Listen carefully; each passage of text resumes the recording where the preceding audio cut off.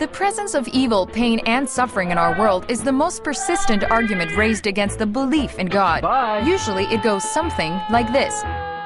Put your hands up now! An all-knowing God would know evil exists. An all-loving God would want to prevent evil from existing. An all-powerful God could prevent evil from existing. Come here, but here. evil does exist. Now, given that the fourth proposition would appear to be undeniable, it can be inferred that one of the other three must be false, and thus there cannot be an all-knowing, all-loving, and all-powerful God. Checkmate. Or at least some people think that. However, not too long ago, an American philosopher named Alvin Karl Plantinga put forth a new proposition that is intended to demonstrate that it is logically possible for such a God to create a world that does contain evil. This is how he summarized his defense.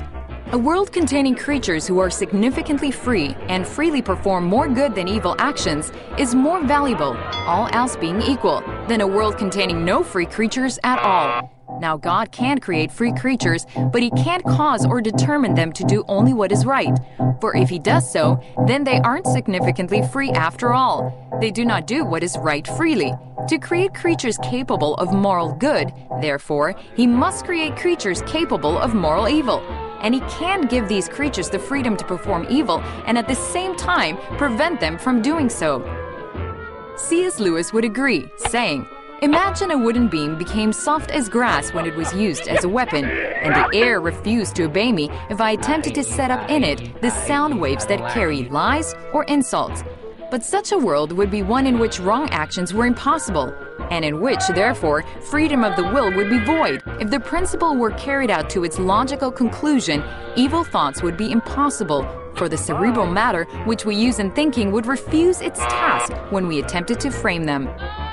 Continuing his defense, Plantinga says, "As it turned out, sadly enough, some of the free creatures God created went wrong in the exercise of their freedom. This is the source of moral evil." The fact that free creatures sometimes go wrong, however, counts neither against God's omnipotence nor against his goodness, for he could have forestalled the occurrence of moral evil only by removing the possibility of moral good.